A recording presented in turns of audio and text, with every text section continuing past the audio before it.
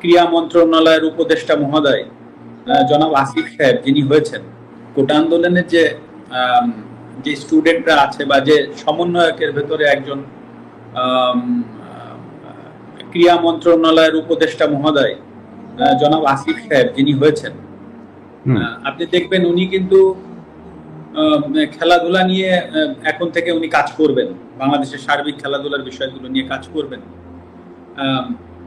এখন যদি আল্লাহ না করুক কালকে একটা প্রবলেম হয়, আল্লাহ না করুক যদি কোনো একটা খেলাধুলায় কোনো জায়গায় প্রবলেম হয়, উনি কিন্তু প্রধান উপদেষ্টা মহোদয় ডক্টর ইউনূস স্যারের কাছে যাবেন বা সিনিয়র উপদেষ্টা মহোদয় যারা আছেন উনাদের সাথে আলোচনা করে এসেই কিন্তু উনাকে স্টেটমেন্ট দিতে হবে। ইটস ভেরি সিম্পল, কারণ উনি একটা দায়িত্বশীল জায়গায় আছেন। তো হুট করেই একটা সমস্যার সমাধান উনি একা কিন্তু এসে এই আপনাদের সামনে মানে প্রেসের সামনে হুট করে বলে ফেলতে পারবে না। তো দায়িত্বশীল জায়গাগুলোই কিন্তু অনেক কিছু চিন্তা করে কথা বলতে হয়। তো সেই জায়গা থেকে সেই জায়গাটায় কিন্তু আমি ছিলাম। হ্যাঁ, আপনি আমাকে খেলোয়াড় মাশরাফি বলছেন, আমি সেভাবে উত্তর দিচ্ছি, কিন্তু এট দ্য সেম টাইমে কিন্তু আমি একটা দায়িত্বশীল চেয়ারে বসেছিলাম। তো হুট করেই আমি কিন্তু ফ্রন্টে এসে একটা কথা বলে দিলাম, আর তাই নিয়ে একটা বিশাল আরো বড় কিছু হয়ে গেল।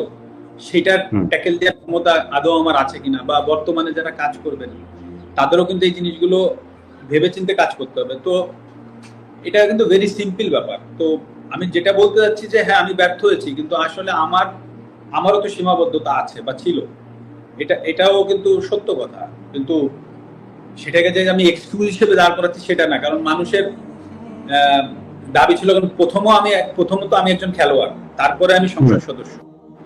আমি খেলোয়াড় থেকে আমার পরিচয় মাশরাফি না হলে আমি অবশ্যই ওই সংসদ সদস্যে আমার যে ডাক নাম ছিল, আমার নড়াইলের মানুষ চিন্ত কৌশিক নামে, সেই নামে আমি নিশ্চয়ই সংসদ সদস্য হইতে পারতাম না। তো খেলোয়াড় মাশরাফির জায়গায় যে আমি ব্যর্থ হয়েছি সেটা কিন্তু আমি একবারও বলছি না। বাট আপনি এট দ্য সেম টাইমে ভাবেন যে আমি একটা সংসদ সদস্য ছিলাম একজন, সেই পজিশন থেকে হুট করে আমি একটা মন্তব্য করার থেকে বরঞ্চ আমি ওইখানে যে সমাধানের চেষ্টা করাটা আমার জন্য আরো ইজি হইতো, বা আমি সেটাই চেষ্টা করেছি, সেটা হয়তো আমি পারিনি। সেটাই আমার ব্যর্থতা।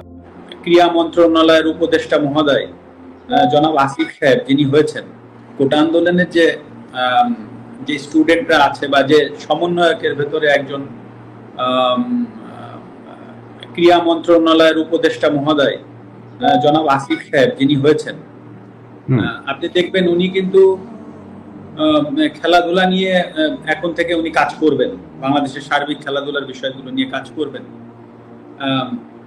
এখন যদি আল্লাহ না করুক কালকে একটা প্রবলেম হয়, আল্লাহ না করুক যদি কোনো একটা খেলাধুলায় কোনো জায়গায় প্রবলেম হয়, উনি কিন্তু প্রধান উপদেষ্টা মহোদয় ডক্টর ইউনূস স্যারের কাছে যাবেন বা সিনিয়র উপদেষ্টা মহোদয় যারা আছেন উনাদের সাথে আলোচনা করে এসেই কিন্তু উনাকে স্টেটমেন্ট দিতে হবে।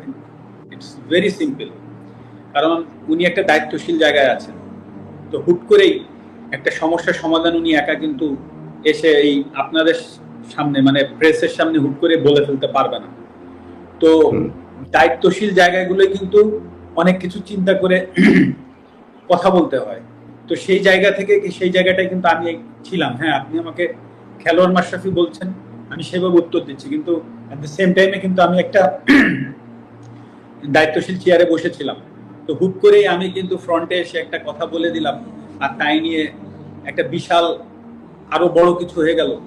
সেটার ট্যাকেল দেওয়ার ক্ষমতা আদৌ আমার আছে কিনা, বা বর্তমানে যারা কাজ করবেন তাদেরও কিন্তু এই জিনিসগুলো ভেবেচিন্তে কাজ করতে হবে। তো এটা কিন্তু ভেরি সিম্পল ব্যাপার। তো আমি যেটা বলতে চাচ্ছি যে হ্যাঁ, আমি ব্যর্থ হয়েছি, কিন্তু আসলে আমারও তো সীমাবদ্ধতা আছে বা ছিল, এটাও কিন্তু সত্য কথা। কিন্তু সেটাকে যে আমি এক্সকিউজ হিসেবে দাঁড় করাচ্ছি সেটা না, কারণ মানুষের দাবি ছিল, কারণ প্রথমত আমি একজন খেলোয়াড়, তারপরে আমি সংসদ সদস্য। আমি খেলোয়াড় থেকে আমার পরিচয় মাশরাফি না হলে আমি অবশ্যই ওই সংসদ সদস্যে আমার যে ডাক নাম ছিল, আমার নড়াইলের মানুষ চিন্ত কৌশিক নামে, সেই নামে আমি নিশ্চয়ই সংসদ সদস্য হইতে পারতাম না। তো খেলোয়াড় মাশরাফির জায়গায় যে আমি ব্যর্থ হয়েছি সেটা কিন্তু আমি একবারও বলছি না। বাট আপনি এট দ্য সেম টাইমে ভাবেন যে আমি একটা সংসদ সদস্য ছিলাম একজন, সেই পজিশন থেকে হুট করে আমি একটা মন্তব্য করার থেকে বরঞ্চ আমি ওইখানে যে সমাধানের চেষ্টা করাটা আমার জন্য আরো ইজি হইতো, বা আমি সেটাই চেষ্টা করেছি, সেটা হয়তো আমি পারিনি। আমার সেটাই